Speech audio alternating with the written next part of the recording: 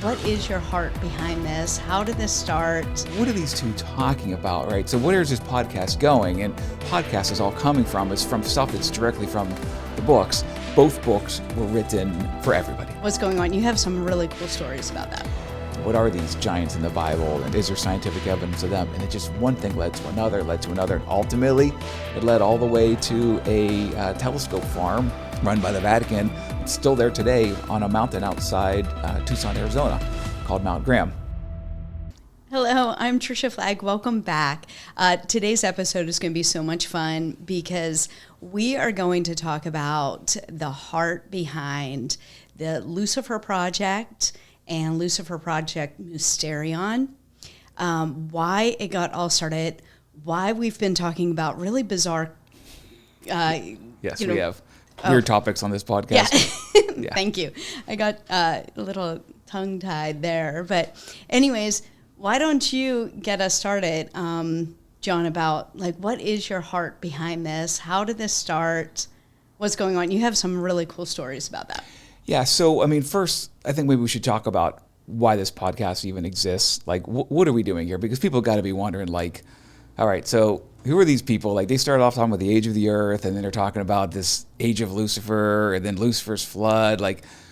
Whoa, what are these two talking about, right? So where is this podcast going? And the podcast is directly from the information that we've researched for the Lucifer Project Series. Mm-hmm. And so that's where this podcast is all coming from, is from stuff that's directly from the books. So now let's get into how did these books get created, because it'll make this podcast make sense, because we've got some more fun and crazy and wild stuff coming up in future episodes. So the podcast comes straight from the book. The books come from a lot of research, and but the actual very beginning of the book started when, I was probably 15. I love this story. This is the canoe trip, right? Your parents. The famous canoe trip. So my parents decide, so my brother, he's sometimes 3 years, sometimes 4 years older than me, and he graduated from high school. My parents decided that every 18-year-old boy wants to go canoeing with their parents for a week up in way northern Maine for high school graduation present. It's just what every 18-year-old wants. And then as a 15-year-old, I was super excited to go along too. Of course, I'm being quite sarcastic. So my parents dragged my brother and I so north in Maine, they actually spoke French. And we went to this place called the Allagash Wilderness for 7 fun days of hiking and camping, and not hiking, canoeing and camping across lake after lake after lake after lake, all the way up in Maine. And my parents are pro canoers, and my brother and I were not. And very shortly in, my parents are miles ahead of us, a speck of orange on the distance, and my brother and I are just canoeing, and this is just miserable, and it's raining, and it's cold, and I look back now quite fondly on it, but at the time, it was miserable. And so with my parents off in the distance, my brother and I would just daydream because we're so bored, just paddling endlessly for day after day. And we kind of came up with this story, a beginning and an end to a story, and we had nothing in the middle, but it was just kind of a fun thing that teenagers do when you're bored and your parents are gone. And so that's really kind of how this all started.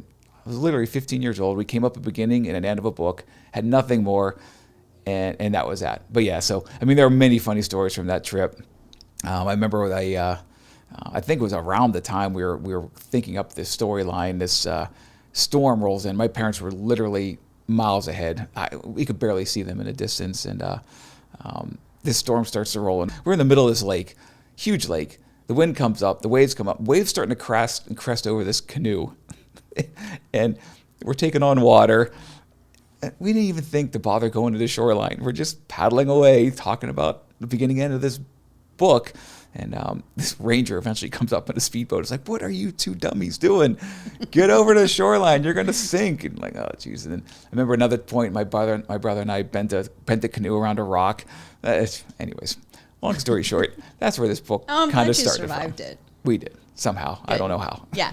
And so you can't really share, that the beginning that you talked about, right? nor the end, because both that beginning Sure. and the end is the Lucifer Project, the first book. Yeah, exactly. The first right. book. So you don't want to give away Yeah, right. Read what the book. you said, but that was, you were like 15 years old, Yeah. you said, right? 15 and 18, yep. And so then it just, like, what happened after that? Right. So nothing for decades. And then, I had some pretty big things that changed in my life personally, some bad stuff and some good stuff. And I won't get into all that. But I felt this call to write this book now. I just one day I was like, you know what? I want to turn that beginning and that end into something. And I want to fill this thing in. And I had no idea how to do that. Right.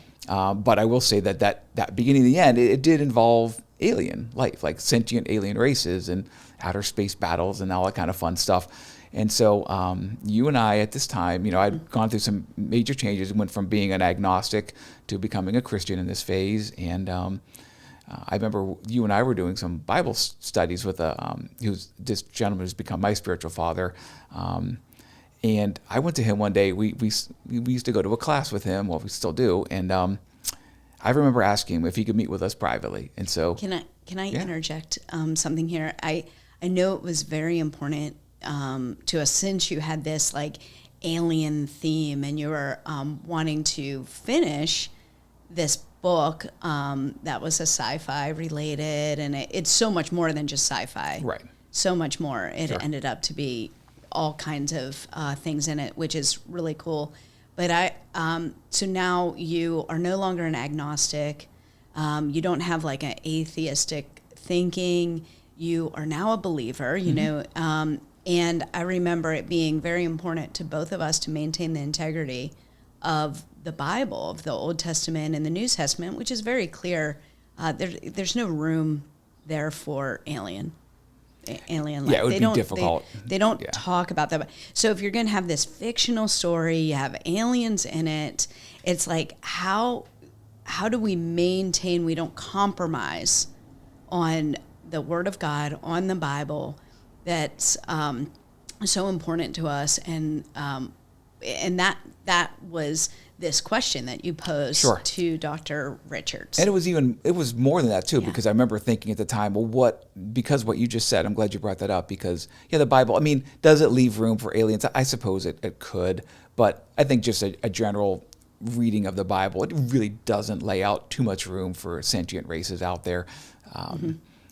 It gets theologically pretty weird pretty quickly. So yes, we wanted this book to be consistent with the Bible, but I also wanted to know, okay, like in real life, we're always talking about aliens in real life, and people are always talking about Area 51, all this other stuff. So like, what if aliens are real? How? What would that look like if the Bible doesn't allow it? But it's there, Like in a hypothetical situation, Right. if we knew, like, hey, and aliens here, now how do we reconcile that? Exactly. How Right. do we reconcile? So it was kind of a faith? twofold question. It was, Right. So we then went to to my spiritual father, and we asked him one night, hey, if mankind does interact with an extraterrestrial sentient race, they fly spaceships and whatnot, and we interact with them someday, what would they be? I thought it was going to be a stumper of a question, right? And he answered immediately. I mean, you were there. Yeah, I was shocked that he didn't hesitate. Yeah, right. So he threw out an answer immediately, who that would be. And, Could be. I mean, it was like a right. He wasn't like, this is who it is. He was just Right, we're like, speculating, this is but- where the opening could, this is how I would, Yeah. So, and then he told us, he's like, I want you to research a guy by the name of Finis Dake. And I'd never heard of the guy, but he was one of these, I guess, early adopters of this theory that he proposed about who these aliens could be. And as we started doing our research, after that meeting, we started finding out about Dake and what he believed. And he's a pastor, and he's got a fascinating story himself, where he wrote this. I guess notes from the study guide, I guess you will, of the King James Bible. It's large, it's huge, it's amazing, and it was all written while he was in prison for taking a young girl across state lines back in the 30s, I think it was, maybe 20s. Right? So there's Yeah. It's always good and bad, right? There's always imperfect Yep. people doing pretty cool things, but you kind of have to just remove those personal things because, I know neither of us are perfect. You got to be wise as an old cow. What is it? Eat the hay and spit out the sticks. Right? Exactly, yeah. While you're eating the hay, you're going to get some sticks. You just spit those out too. Right. So, right. Yeah, so Dake really introduced us to this world, and I won't get into detail because, again, a lot of it's in the book, but he introduced us to this world that was before Adam and Eve, and I'd never really heard Christians talk about this world before Adam and Eve, and of course, we've been doing that on this podcast. Right, exactly. It was the first time I had heard any of this. Yeah. Yep. So researching on that, it led to this world, and it was very, very clear to me, okay, this Lucifer Project, as we proceed forward into the future, we can also be going into the past. And there's a lot of crossover between the two. But what is this world called? The pre-Adamic world. Yes. Yeah. Right. Yeah, the pre-Adamite world. So we learned about Dake. I think in one podcast we kept on referring to it as the age of Lucifer as well. But that's what you mean as pre-Adamic world. You also refer to it as the age of Lucifer. Right. And again, we don't know 100%. Like any of these topics, like the pre-Adamic world was the world before Adam and Eve. Was Lucifer ruling and reigning in that world? I think so, but I really don't know. But yeah, you're right. We kind of use them synonymously. Right. So the Dake was also the first one to introduce us to Lucifer's flood. Had never heard of that before. Of course, we talked about that on a previous episode. But the research got really fascinating as you start diving into what Dake thinks, and then you start moving beyond Dake into the other, sources of information. You start learning about Nephilim. What are these giants in the Bible, and is there scientific evidence of them? And it just one thing led to another, and ultimately it led all the way to a telescope farm run by the Vatican, still there today on a mountain outside Tucson, Arizona, called Mount Graham. And just one thing after another, amazing stories, super interesting stories. And I will say, we're going to have a podcast specifically about this telescope farm in the future. But I remember when I was researching that they had, at the time, they had this thing called a symposium being put on, titled, "Were You Baptized by an Alien?" And so you're like, whoa. So somebody within the Vatican, whoever's running this telescope farm, is surmising that Jesus was an alien. And it's like everything I needed to fill in the middle from the beginning and the end that my brother and I had thought up years and years ago fell into place. And that's really the story behind the book. Well, the first there's one. More than that, though. Like the whole project in itself, I remember you having this heart, like, who is this for and why? Can you share a little bit of that? Yeah. So you brought up the heart earlier. So yeah, what is the heart behind it? So first off, both books were written for everybody.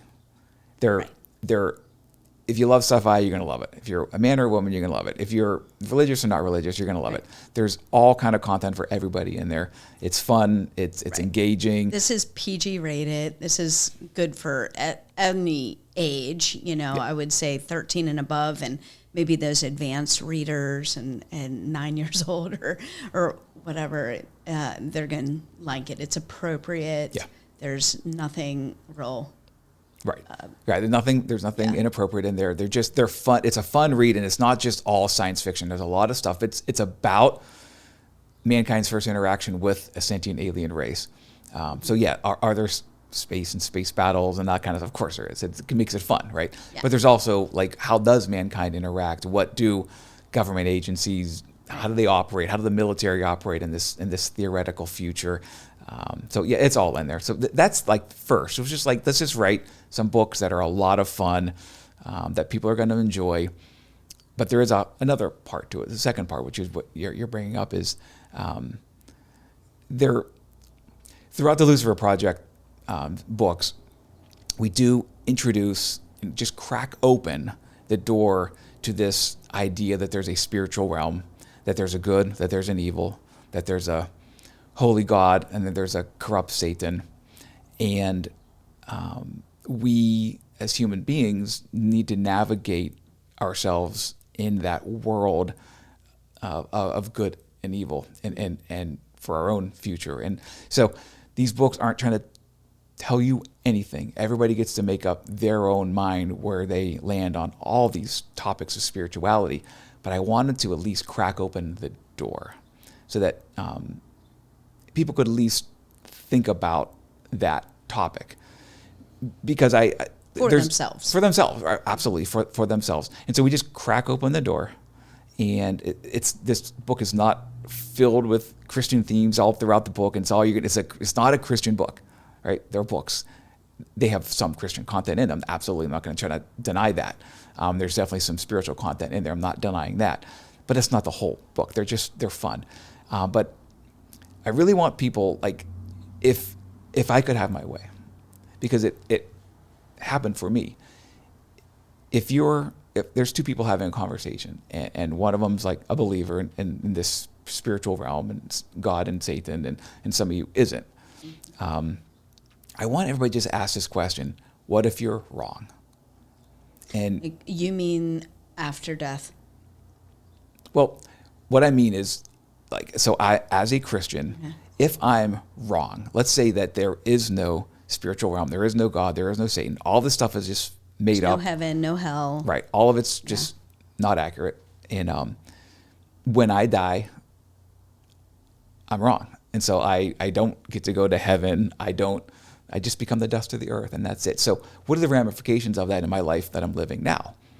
Well, okay, so I'm giving money to the church, and we're donating to charities, and well, it's not necessarily a bad thing. It's a good thing. It's helping other people out, and I've tried to live a moral life, and your set of morals and morality come from a higher, like something outside of yourself. It's like you see, as a Christian, I have accountability to a creator, to God. So yeah, you're going to live a higher. Right. So I live a certain way. Yeah. In alignment with what. Doesn't mean you're perfect. Of course doesn't not. mean you Definitely can't not. sin or anything. But right. Yeah. So but when you step back, you're like, okay, well, if I'm wrong, have I lived in lack or have I lived in want because of being wrong in this? And the answer is no. This life. Right. It's no. So really, for me, as a Christian, if I'm wrong, okay, that's nothing, no harm, no foul. If I'm not a believer, I don't believe in this spiritual realm and all this other stuff, I would like those people to ask that same question. What if you're wrong? What if there is a heaven? What if there is a hell? What if there is a holy God? What if there is an evil Satan? And where are you in all of that? I think it's a powerful question. And the Lucifer Project Series, these two books, are just going to crack open that world so that people can at least, I hope, ask that question to themselves and have some basic information about what that spiritual world looks like and how it can be interacting with the physical world. And of course, we've been talking about that in our podcast. So that's the heart behind the books. Yeah. Besides just having fun, which is, just have fun. The second thing is, let's crack open this world just a little bit and let's ask some tough questions to ourselves. Right. I think that's so important.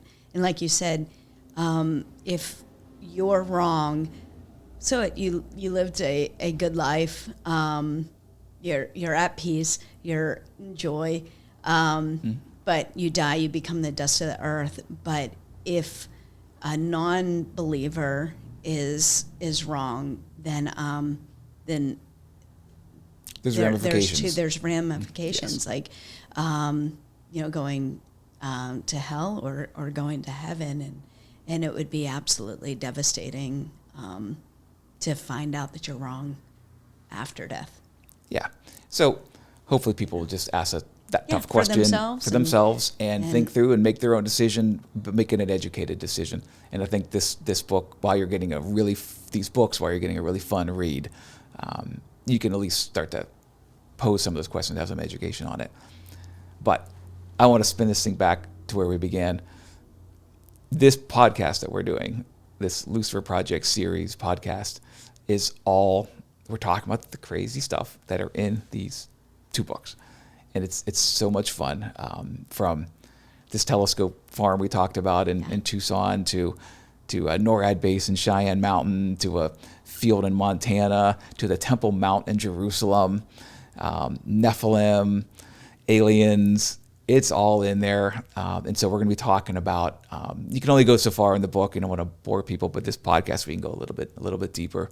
And in the blogs we have on our website at theluciferproject.com, there's blogs in there as well that just go a little deeper in all these fun topics of Nephilim and demons and the age of the earth and all this other stuff. And when you say deeper, it's not even that deep. I mean, this is just like scratching the surface. Right. It's almost an outline for people. I mean, we could go so much further into this. There's so much out there. Yeah. It would be There's a lot of people who know lifetime. this stuff a lot better than we do. Right. Exactly. Right. But yeah. Exactly. So that's the story of this podcast, the Lucifer Project series. It's really all based on some of this super fun research we did for the Lucifer Project and Lucifer Project Mysterion, and we're just going to keep going. We've got a lot more fun topics of science, what science is and what the Bible says, and then we have just some fun one-offs, alien and Renaissance paintings.